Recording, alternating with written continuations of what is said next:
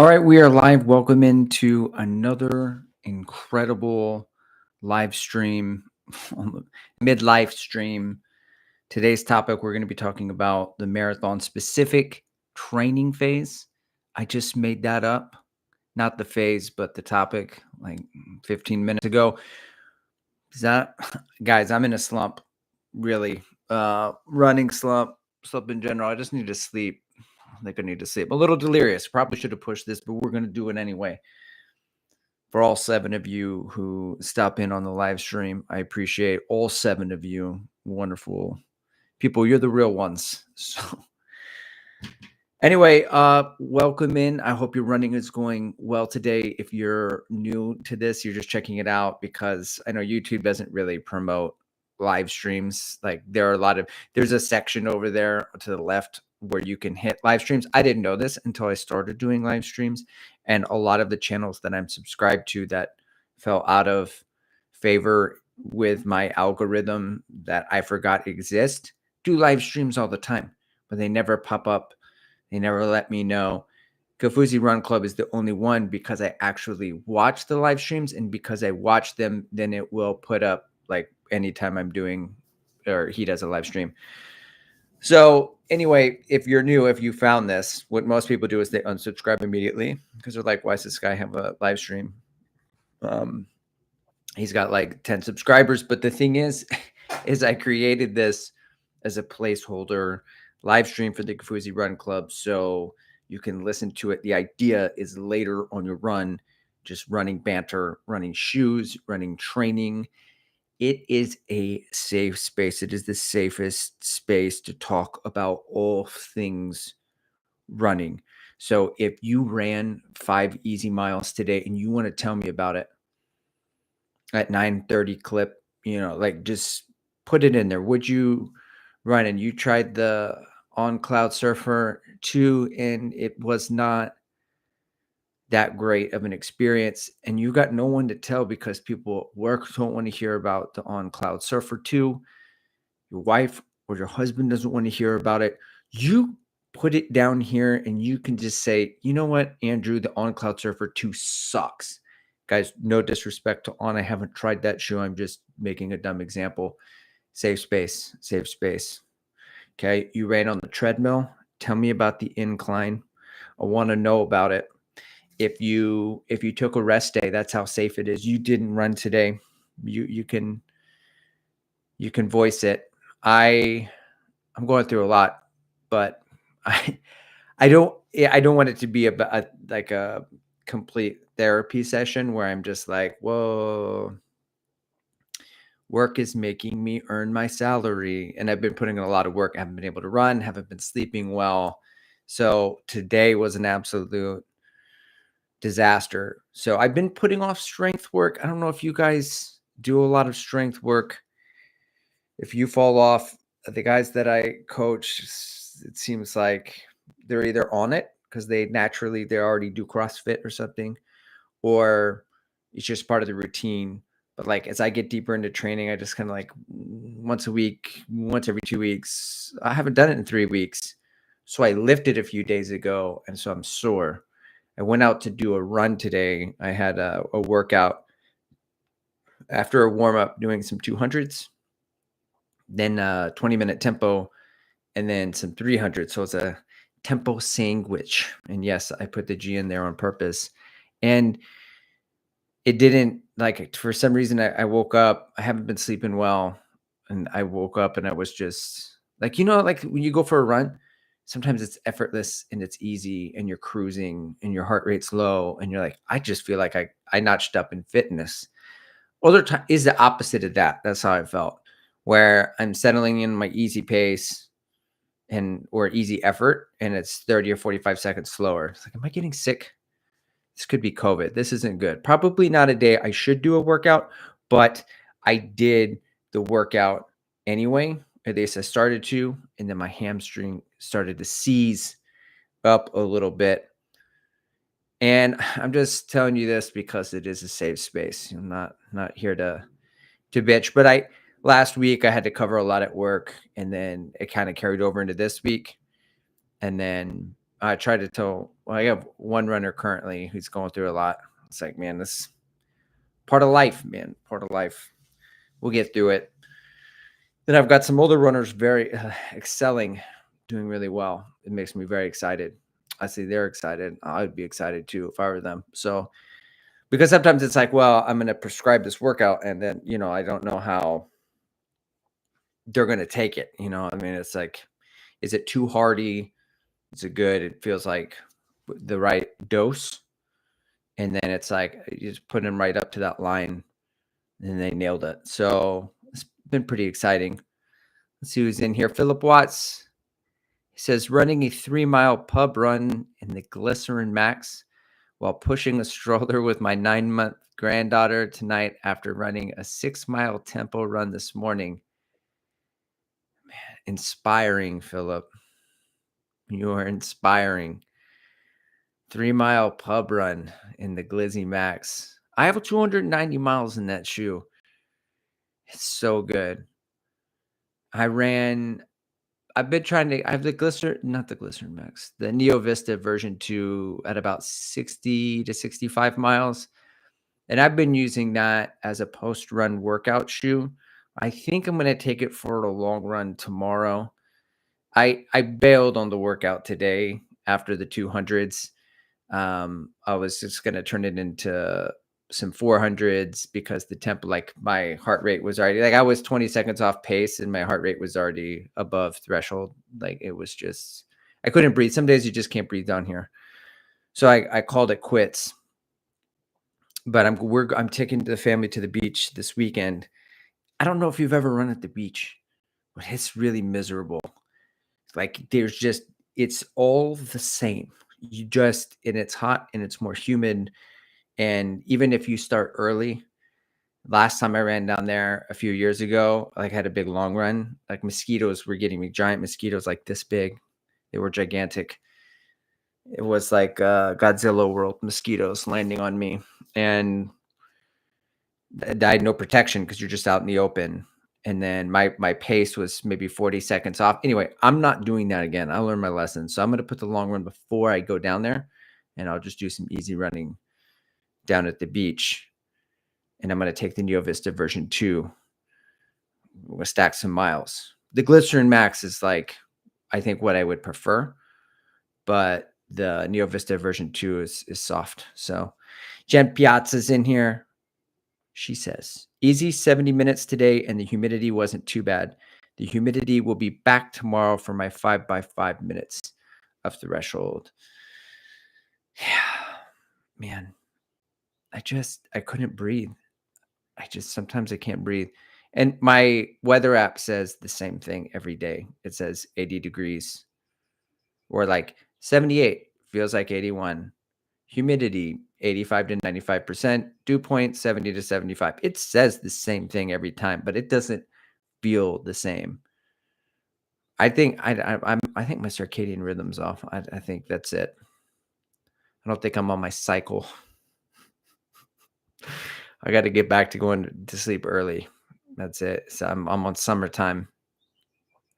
Matt Beyer says few minutes late, but on now. We were waiting for you, Matt. I almost waited to start the live stream until you got here, but I'm glad you're in here representing Nike with the Vaporfly 4. I heard Sagasu say he preferred the Vaporfly 4 over the Fast Star 3. He says some wild shit sometimes. Pique my interest. I bet you I get a deep discount on those Vaporfly 4s. Someone's going to sell them on the Subbo app, no doubt. For sure. I'm gonna get it. I ran a 5K of marathon pace and Vaporfly 3. So basically to make the running tolerable down here in San Antonio, if I have a long run with marathon pace blocks, I run close to the house and then I run a loop and then I come back and I just swap out shoes and I could just test the efficiency of it. And then, I need a break anyway because it's just too much. Alex Dominguez says, I'm back, baby. 3 exclamation points on that one. I'm back. The back is all caps. This is such a safe space We even allow all caps, please. All caps is fine. If you find a way to double underline it, that is totally acceptable. We accept without comment what you have to say. Good afternoon, midlifers. Got a hill workout today in the Endorphin Speed 4. Totally not looking forward to it. I like hills because they're over quick. And I just always lose track of them. What number am I on? Get 12 of these, 10 of these. So I'm on number 9, number 7. What number am I on? And then I just count later after. I have to count all the little spikes on my Strava graph. And I'm like, oh, you did 9. Left one out there. I wonder if that's going to equal 3 seconds in the marathon in January. That hill rep that I missed. Somebody asked me about a guy named Guy. We call my son Major Guy. I don't know why. We're just like, hey, Guy, do you want whatever? Like, we just call him Guy all the time. I don't know why it stuck around, that one. And so his name's Major. He's got a cool name. We went out of the way to give him a name, Major. And then we just always call him Guy instead. I don't know how he feels about it because he's 6. I should probably check in with him to see, because siblings sometimes do the Bubba Sissy thing. And I never liked that growing up. And we didn't do it in our house, but I had cousins who did.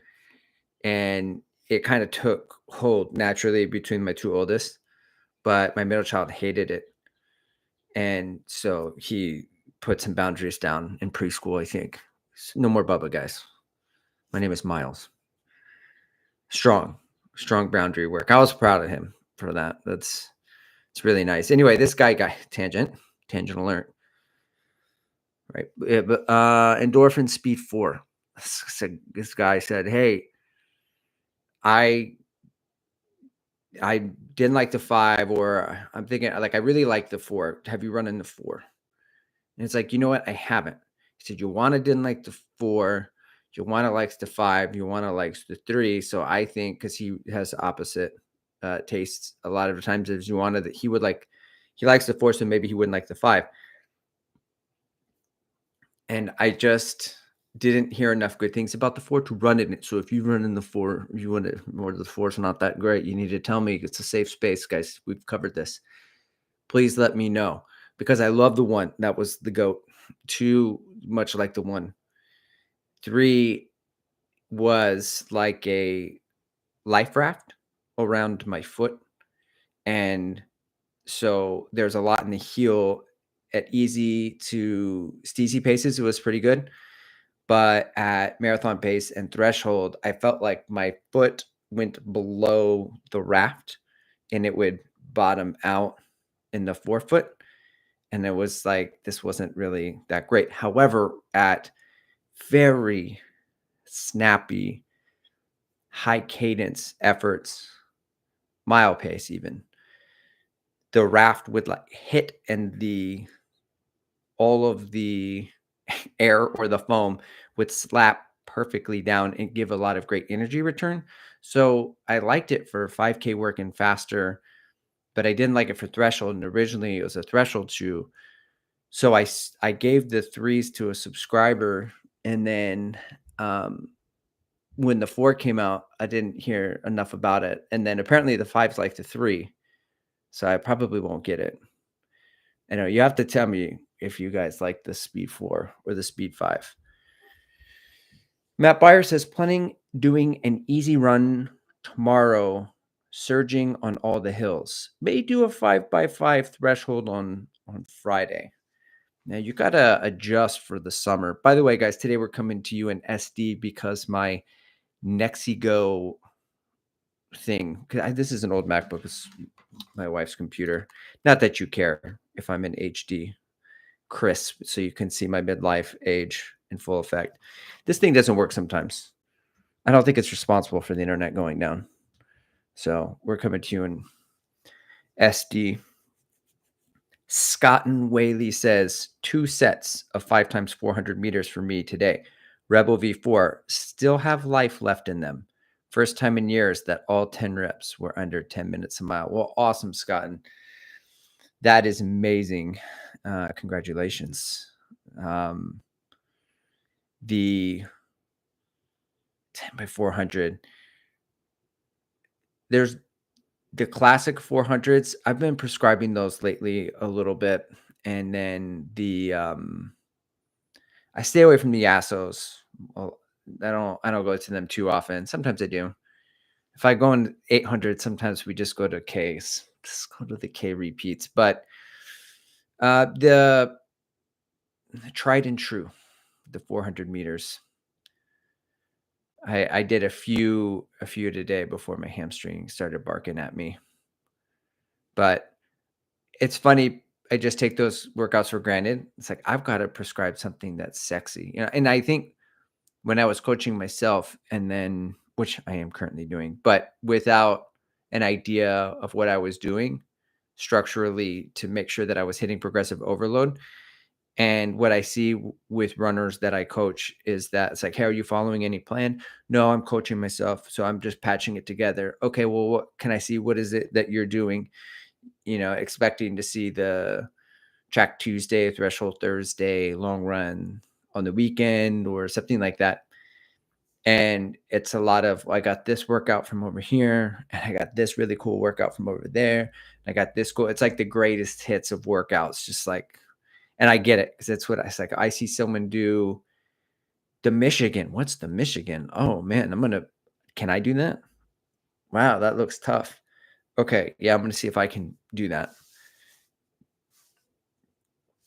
And there's nothing wrong with 400s. The Captain Chaz is in here. Another 10 easy today for summer grit. Gonna pass on the speed 5.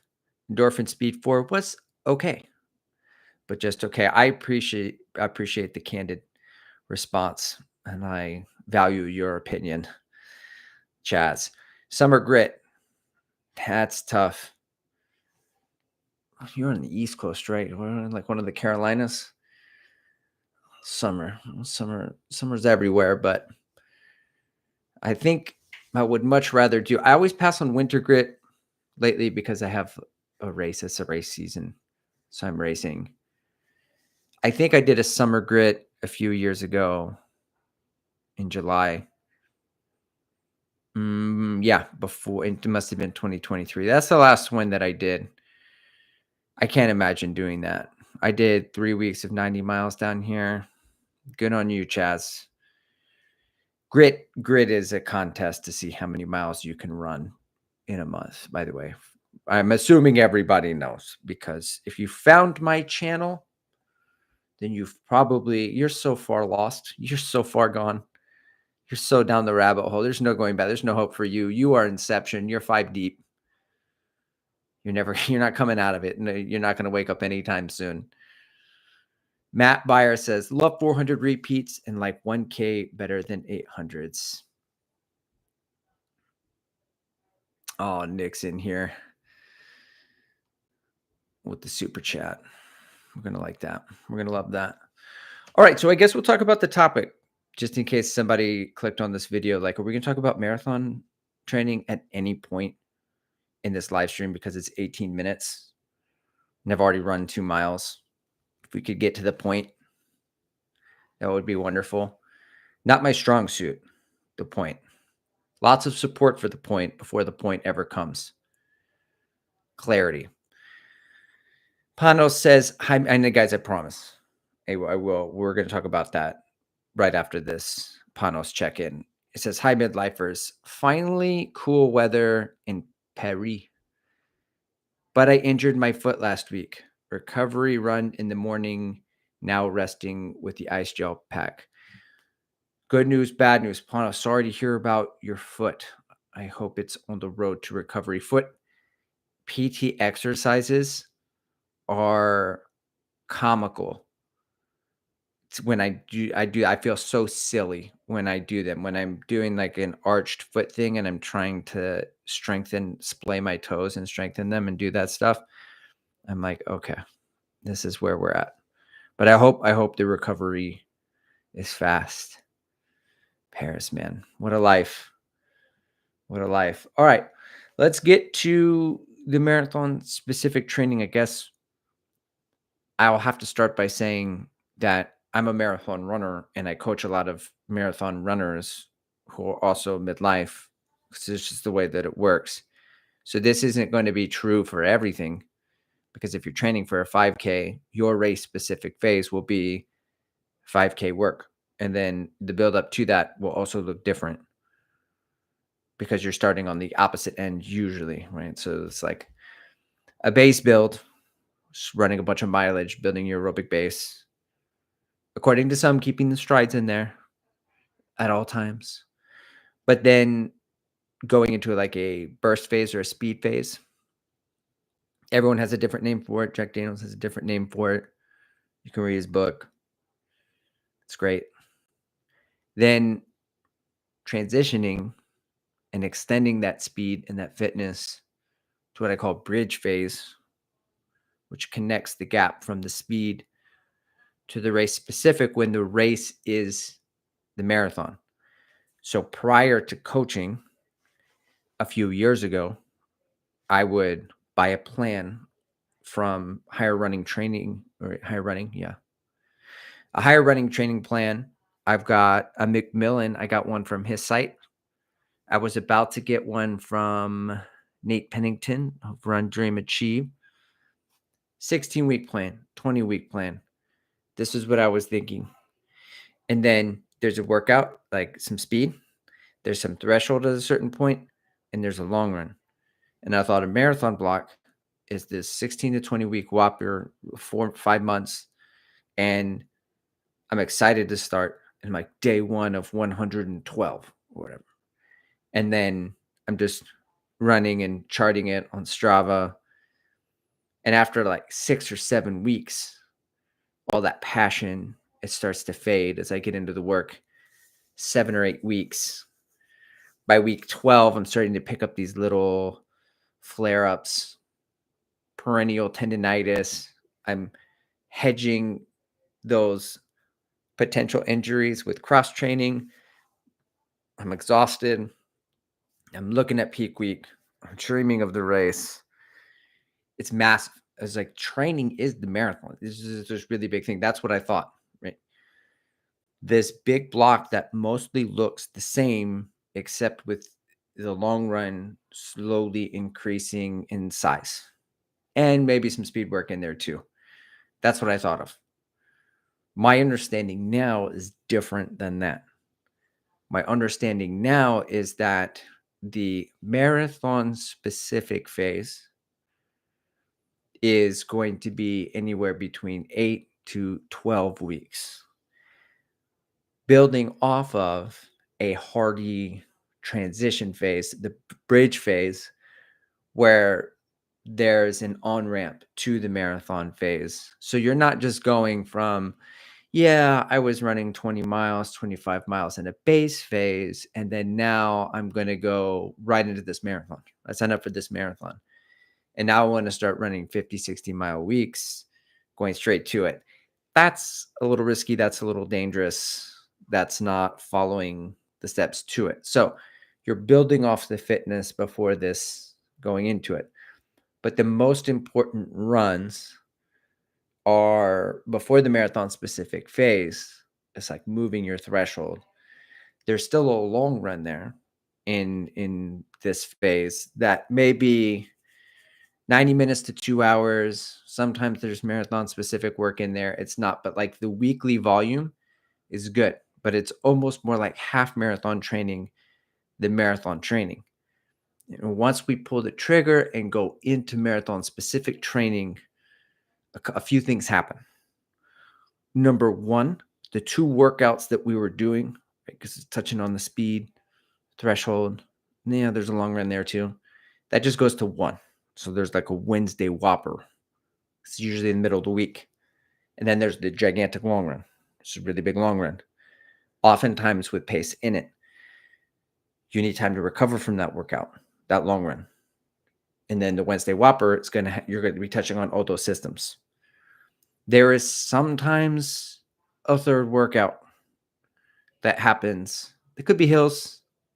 I mean, hills are right there, like hill strides, keeping the muscle tension, or like a progressive run where if you're in between, say you did a long run on Sunday, a Whopper on Wednesday, but you're feeling good.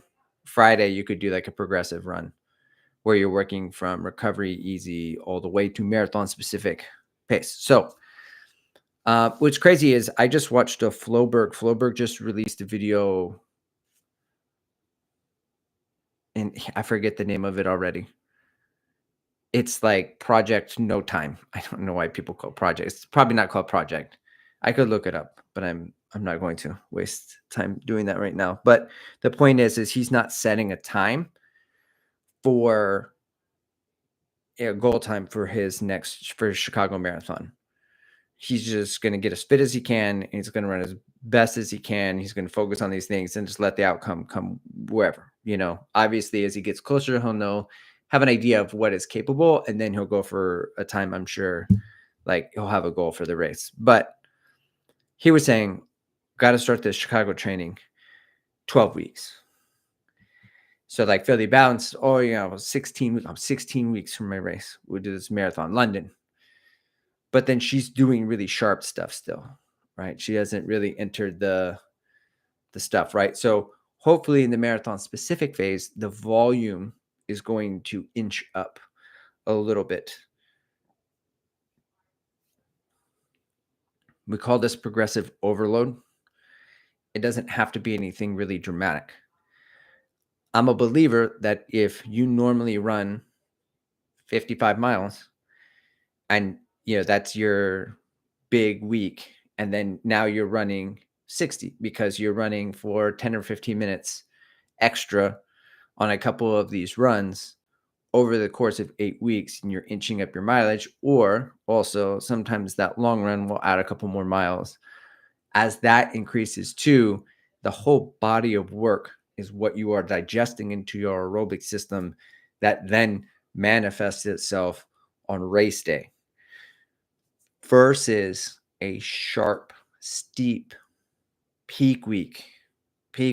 Okay, right? Like we're building to this peak week. And I think the mindset of that can be tricky also. You're risking more injury possibly if it's too much too soon.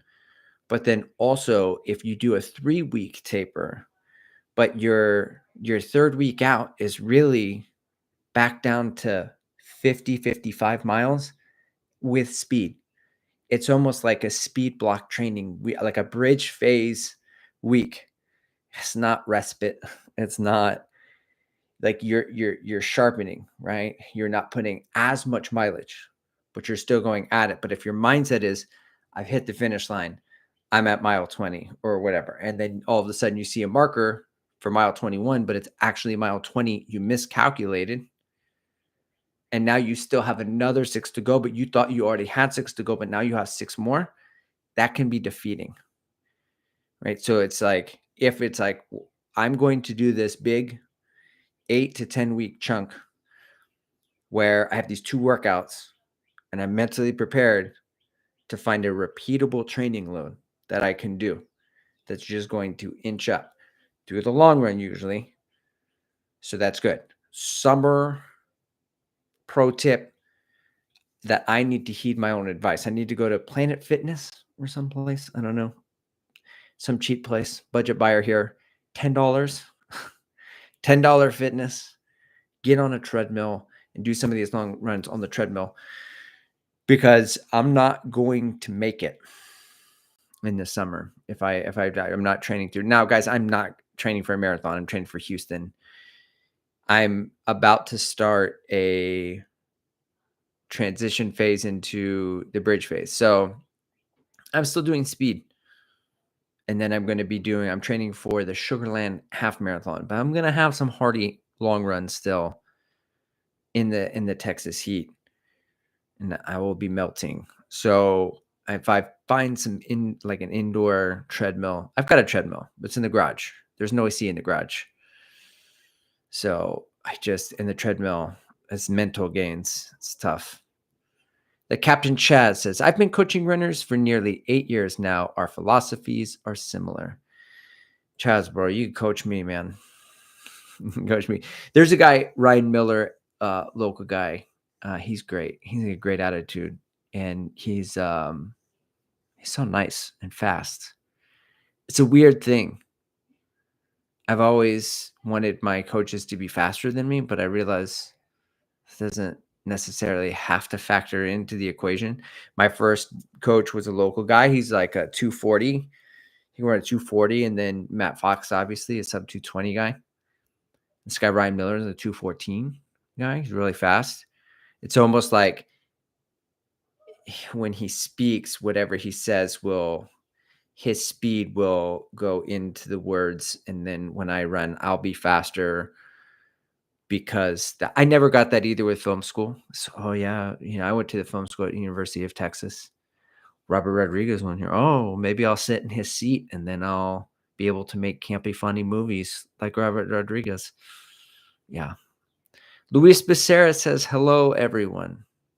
Hello, everyone. He wrote it twice. Thanks, Luis. Hello. And also, hello. Nick says, day 2, week 1 of the midlife wank up marathon plan and got 90-minute run after work. Oh, man.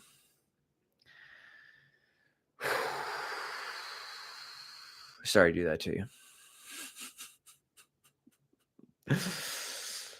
Yeah, it's the time of day matters.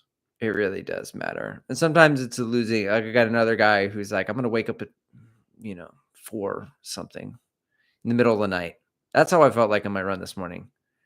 I felt like somebody woke me up in the middle of the night. And I was like, what? What's going on? And then they're like, go, go, go, go. It's a tornado or something, and I'm like, what? No, okay.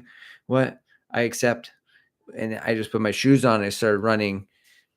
And then I'm not like, that's as close as I've come to sleep running.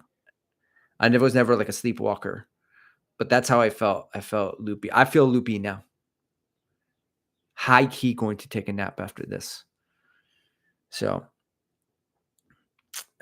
90 minutes after work. It's too hot. It's crazy because it's not even over 100 yet. So I think we may make it all through June and July without all of that madness. The 100 madness. Okay, we're trying not to look into the future. Chato says, my Metaspeed Sky Paris melted on the treadmill yesterday. Oh, man. 4 exclamation points. That's insane. That's insane. I guess the shoe's even lighter now. Wow. Yeah, that's an expensive shoe to melt on there too. That's wild. Nicholas says, either going to use the Super Blast version 2, finally feeling broken in at 170 plus miles, or the Mag Max Nitro. Man, you got the max protection. I got the Mag Max to 98. It feels good. It's bulbous, but it's not too annoying. I don't know what it is. I haven't wrapped my head around it. I've fallen off YouTube too. I was going to make a bunch of videos, really inspired, and then I just like make some shorts. That's what I do just to stoke the fire. These live streams, they don't do anything to add to it. If I do a live stream every week and then I like release a video and it's the first one in 3 weeks, like it'll go to 10 people. It'll go to the subscribers. That's it. And then it doesn't like, but the more you post, the more frequently it like puts stuff out. So it's like, oh, I got to shoot some shorts. And last time I did this, they took the Evo SL, they being YouTube, and they launched it to like 100,000 people. I still get comments every week because it defaults. Like once a video, say I put a new video out, right? The new video is going to go out and then its reach is going to dwindle after a few days. And then it's going to leave everybody's algorithm. But YouTube will still present my channel and pull it to people because I'm on YouTube, and it takes 1 or 2 videos that are there. And so one of them was, for 2 years, I felt like if I could only choose one between the Nova Blast 3, the Endorphin Speed 3, and the Rebel V3. And that one got like 40,000 views. And they was just like perpetually offering it to people. Now it's this Evo SL short. And everybody, like, I just randomly catch shit. I just check my phone. Someone's like, I disagree. Your opinion gets wrong. And this is the best shoe. And I'm like, I like the shoe, guys. I said I like the shoe. It's gonna be on my lists. I'm just saying it's a zone 3 shoe. Okay. I'm not coming for anybody, you know. I didn't say anything about your grandma. It's cool. It's all good, man. I like you. I don't even know you. You don't have to come at me. 100,000. So silly. So it's good to know. So I still have 100 more miles on my Super Blast 2s then to get to break those suckers in. I might just do it. Maybe I'll take them out tomorrow. That'll be my mission. I have 904 miles on the Primex Strung. I don't know how I'm going to get it to 1,000. Because now with because usually I use it for daily training. But I got the Wave Rider 29. I got the Adidas SL2. I have all these shoes for daily training. So I don't know how I'm going to divvy them up. Maybe by 2026 we'll get there. Which Stevie76 says, which shoe would be best for sleepwalkers?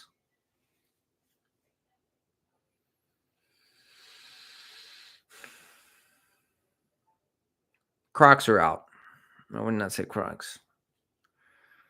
I feel like you're more likely to spill something or pee everywhere or something, you know. It wouldn't be good to have Crocs on.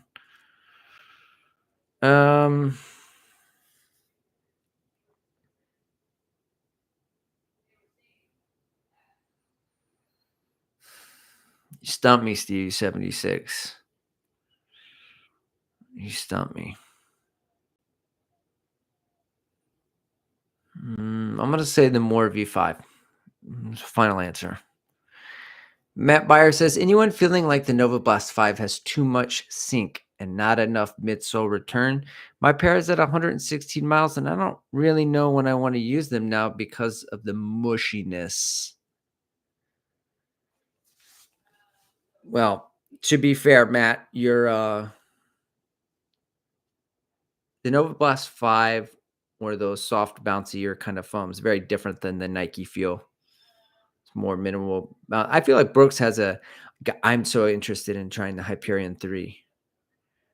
I love the Hyperion Max 1. And I heard that the Hyperion 2 was like the Hyperion Max 1. It's more minimal for speed, kind of like a Brooks Tempo. But Kafuzi reviewed it, and he said that it's soft now.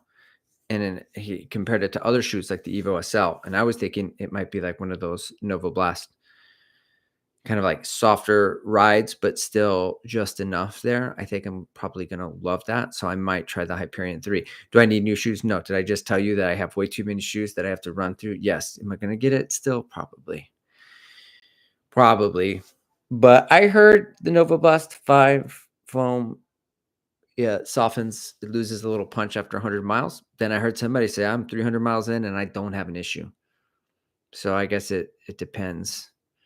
But that is the case with the Neo Vista version 2. I don't think Mizuno is positioning the shoe as a super recovery soft shoe.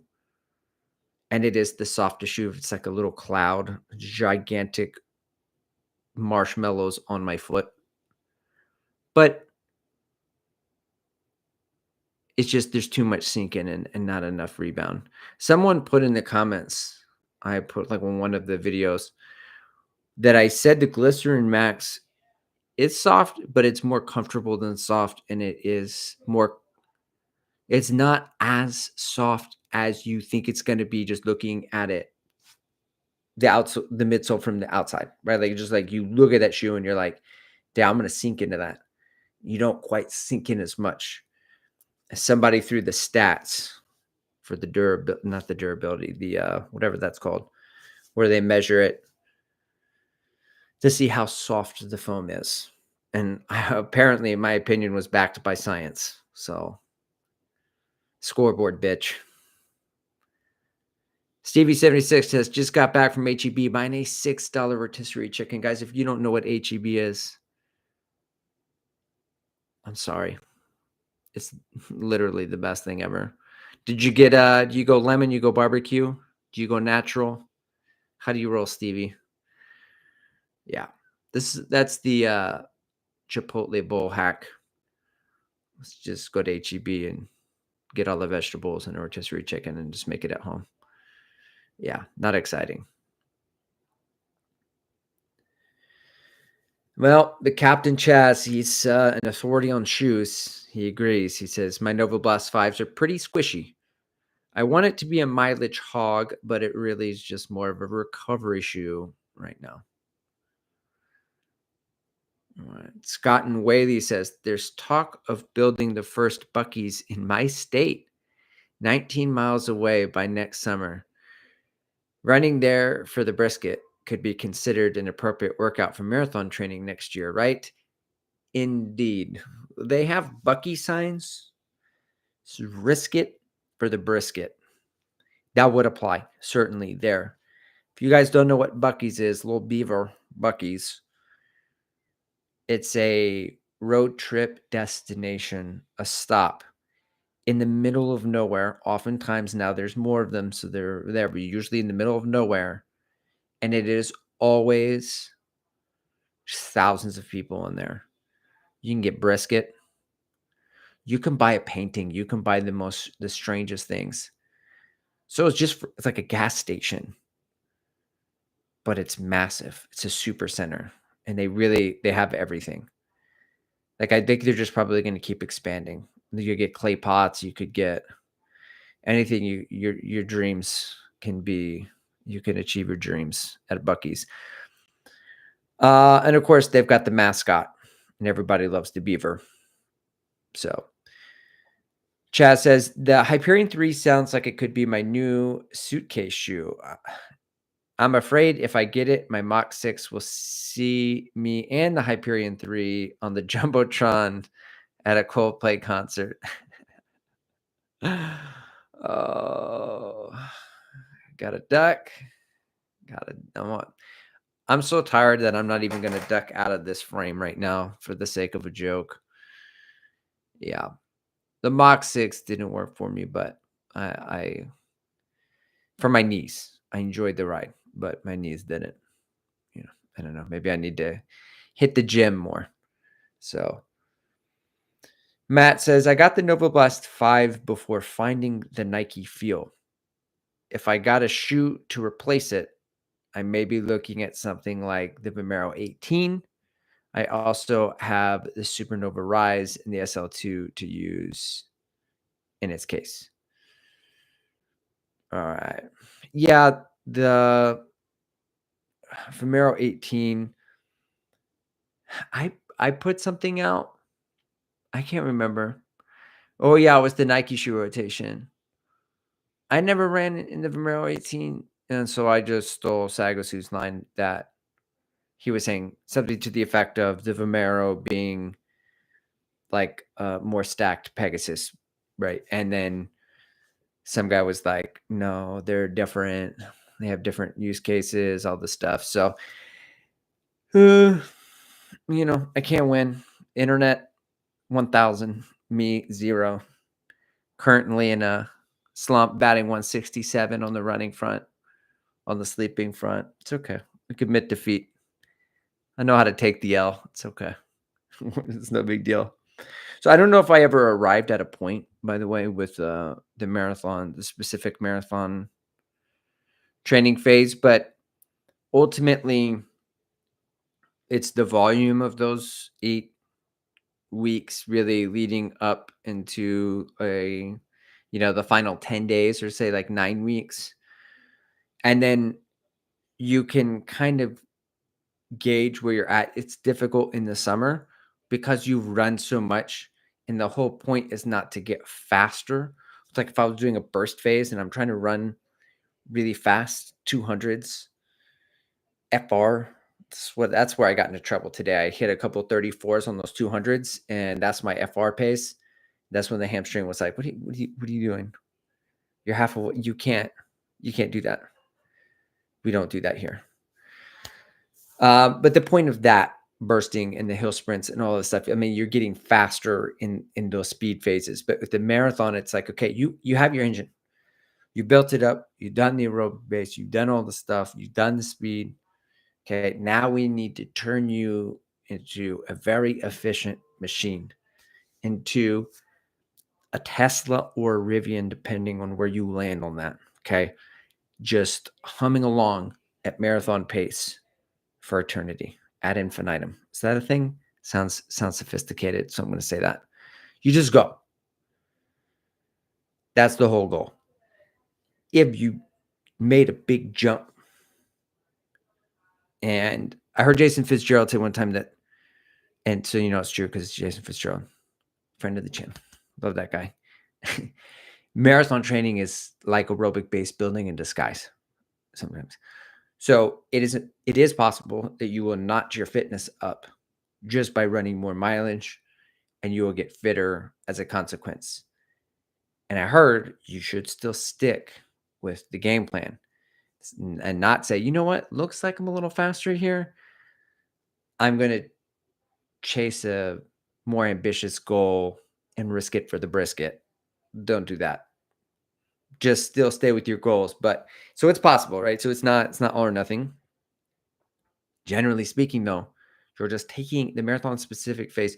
You're just taking the fitness that you already have, and then you're extending it and supporting it with all of the mileage and the long runs to mimic.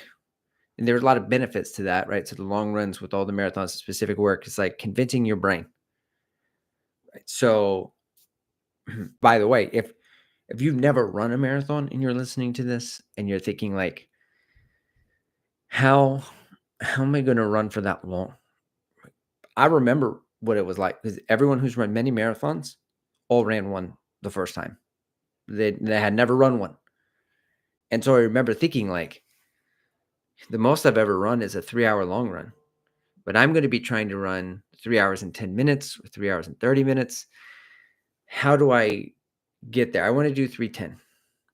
So my idea, which is not good, this is not how I would train, originally was I'll run for 3 hours and 10 minutes, and I'll just try to run more and more until I can run it in under 3:10. And I'll do a workout and then I'll run. So I'll do like threshold on, regular run, like easy pace mile, off and on times 8. And then for the rest of it, I'll do marathon specific. And then like I would be like, so 22 miles. I'm like, okay. And then 23 miles. Okay. Now I still have to, my 3 hours and 10 minutes would end. And I'm like, I still need another 5K. Right. I'm not even close to 3:10. But this was the goal, right? Because I'm doing it. So there's a couple hacks. One, if time distortion, if you need to work on that because it just seems like it's way too long to do it. Phil Maffetone says you could like walk for 30 minutes, do a 3-hour run, like your long run, and then walk for another 30 minutes. So you're just out on your feet, you're there. It's just making time feel shorter that you're actually going to be on your feet, if that's a thing. Fast finish long runs are good for mental training. And so if you have a fast finish long run and you have 5 miles or say 6 miles or something at the end, even if it's 3 miles, you could pretend like it's the last 6 miles of the race and put more on the line and really try to suffer because you're usually out by yourself, not doing long runs with the community anyway. So it's more challenging. So in race that you have the support, you got other people running around you, it could be a little different. But I feel like that also can kind of build the mental toughness. Something I'm also doing because we're trying to be as race specific as possible is to say, okay, if you do have a target, I want you to start your first marathon pace block in a long run, right? So you're doing a long run, say it's 18 miles, and you're going to have 10K, 2 by 10K. The first 10K, we're going to try to pace it at how you're going to start the race. Because usually first rep, you kill the first rep. You're feeling fresh, heart rate hasn't caught up, you destroy it, went out a little too hot. We don't want that, right? Especially on race day. So it's like practicing. This is what I did for the Boston Marathon. I practice putting myself in the place where I'm going to start 5 seconds to 10 seconds off of my marathon pace for 5K, and then 5 seconds off, or 3 seconds off behind it for the next 5K. So that way I practice starting the race, I practice finishing the race, I practice the distance, so that when I arrive there, my body already knows what to do. It's almost like it's on autopilot. It's as specific. So Galloway, I read one of his books when I was training on the lead up to Boston, and he was like an over distance long run. Don't run the over distance. So you don't run 28 miles at marathon pace. You don't, it's just really literally running your race in training. I saw McMillan. I did this once with McMillan too. I covered 27 miles. I was training for a sub 3. And so the pace I was at was like 7:30. So I was maybe 45 seconds off of my marathon pace, but I ran 27 miles. So you're just out there running for a really long time. So like to store time, and you're getting over it. I don't know how I feel necessarily about it. I think it's more for mental hurdles rather than it is for the physical thing. But I don't think I think the rule of thumb is physically, whatever you can run in a long run, you can run 3 times as long on race day. I don't know if it's true. I read it. It was in a book. Just published it. I don't know if it's facts. You'd write anything, I guess. But I don't think the physical requirements are the big hurdles. And that's, of course, you're underfueled. You don't have the hydration. But I think a lot of it is the mental, right? So if you ease into the race also in the first 10K, right, you're only 30 seconds off target, and then you've got a 20 miler. So it's like, oh, okay. And then you start landing in front of marathon pace, and you're still coming across halfway around even pace, like right on target, but you're feeling fresher. It doesn't seem as daunting. But Frank is in here with the great. Well, Nicholas first. He says Buc-ee's is overrated. That's fair. Buc-ee's gets a lot of hype because Buc-ee's is everything. Same thing with In-N-Out. In-N-Out had the hype. Cars stacked around In-N-Out, California. First thing I did when I went to LA in 2002 is take me to your In-N-Out. I have to try this place. Right. And there's lines. There's always lines. In-N-Out lands in Texas. And everybody's like, what? This is it? They're cute burgers. They're cute, but there's a lot of hype to it. Kind of sets the bar high. So I could see where people are like, Buc-ee's is overrated. I got a Diet Dr. Pepper and some chocolate covered almonds, but there's some good brisket. Frank says, how far out do you like to put the longest, most work long run? That's a great question.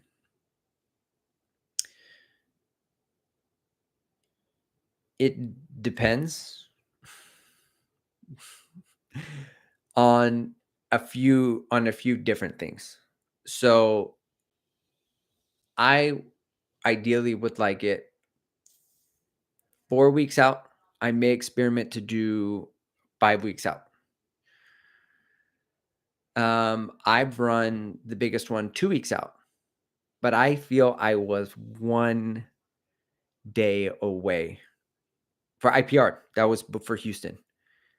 And I feel like I needed and I attacked my rest, and I needed every single day for my legs to recover. It was pushing it.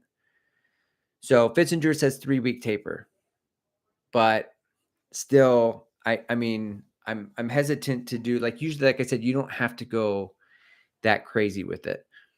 So there's usually a few big long runs but with different training loads. So there's one that's just more volume in nature that may be a 24 miler for a more experienced runner that doesn't have as much marathon pace in it. And then there's you know, that's the big one, which there's a lot of different approaches to it. Um, so as far as some people do 4 by 5K, 2 by 10K, some people say subtract 20 seconds off of your marathon pace and run 20 miles. Like there's a lot of different approaches to it, but it really kind of depends on what the runner needs, because everybody's needs are different. And some people nail the short stuff all the time, struggle with the longer work. Some people could just run all day, struggle with that. So um, I don't know if age is a factor as well. I know that I think in the Fitzinger book, he was saying that like midlifers 3 weeks, but maybe other people 2 weeks. But everybody has a different durability. Like some people are constantly battling injuries, and other people are like, I'm good, and they recover quicker. So, but definitely in the 3 to 5 week range for sure. If someone is going to go for a half marathon, I'm not a fan of it, but I would say 6 weeks out. I think if someone's going to go for a half marathon, it should be at least 12 weeks out because then you're in peak half marathon shape. I've said this before on the live stream. I feel like sometimes people get into really good shape and then they're like, I can snack. I'm so fit. I'm fitter than I've ever been. I'm hitting PRs in training. If I could find a 5K to race right now, I could PR my 5K. If I could find a 10K to do, I would rip it. I know I'd PR right now. But then after the marathon, I'm gonna have to like recover and get back to it. And my half marathon is right there. It's very similar. I could do it. I could run it, you know. And so like if you race a half marathon, but you just decide to do it at marathon pace all the way through, I feel like it's a waste of money. I mean, yes, it gets you the race day environment and you're going and you're like, okay, I'm going to ease into this thing, but it's just really hard not to rip it. So I'd say like if you're going to do a half marathon 6 weeks out, rip it, go for it, get the PR. But, um, it's a very big effort as you're entering into your peak weeks. And if you're in your best half marathon shape right before your marathon, that's not ideal, right? We want to be in peak marathon shape. That doesn't mean you can't PR your half marathon or 5K because you're in incredible shape. But I would just say that like, I would rather focus all the work on really prepping for the marathon specifically than that. But it's just there's a lot of recovery time from the half marathon. And then if you do one 4 weeks out or 3 weeks out, some people have recovered, some people have been fine. Some people run revenge marathons. They don't hit their goal. They sign up for another one 3 months later, or 6 weeks later, 4 weeks later. They'll run another marathon. And I've failed revenge marathons twice, but other people have succeeded. Those people will tell you revenge marathons are great because you already built this fitness and then you run this revenge marathon and you achieve your goal because that's their experience. I don't have great experience with it. You taper down and then you recover after the marathon. And that is some of the fitness that you are digesting and that's going into your second marathon. So I feel like if anything, you're just holding a very sort of similar fitness level. And, you know, not always good to chase it. Chasing the dragon. I don't know what that means, but I just said it. Um, but yeah, I think if you find something that works. So for example, I have a runner. He's like, "Hey, this is what I did last time and it worked really well. And I'd like to do the similar, if not the same thing because I know it works. And I just need the good conditions on race day." I was like, "Okay, cool." Because he also coaches a couple people. I said, "Well, what I'll do is I'll write you what I would write you, right? Like so you would know and I'll explain the why behind it. And then we'll calibrate, and you can run what you know works for you and works really well, but you know what's behind it, right? And maybe you want to try that next time, then you can do that next time. So, but if a week taper works for you, then that's what you should do. If a 2 week taper, I know Frank, you said you run many marathons, you really haven't felt like you've nailed the taper. That 2 week one was cutting it close. It was a little to my liking, but it did work. Boston, I think maybe I was a little over tapered. I will say I'm probably maybe I'll split the difference. Maybe on the next one I'll go a 17-day taper, and then I'll make some bullshit YouTube video why I do a 17-day taper. It's like the way. This is the way. Randon Lewis says, which shoes have the most prominent rocker? Well, I'm going to say the Evo SL has the most dramatic, what I call it, a continental shift or something like that under the foot. I love it. I love it. It makes me, I'm principally opposed to spending $500 on a shoe. I don't want to try the Evo Pro one, but it has the same rocker as the Evo SL, and that's the only draw. I'm like, oh, because I like that really early rocker that kind of puts me forward. So I'd say that one is the one that has most rolled me forward. So Frank says people should do ultras first, then there's no anxiety about the distance. I think that's a fantastic idea, Frank, because then you'll be out there forever. And then you also know like your fueling strategy too. You're taking in probably a lot of gels and liquids and all sorts of food. So um Randon, does he read the comments?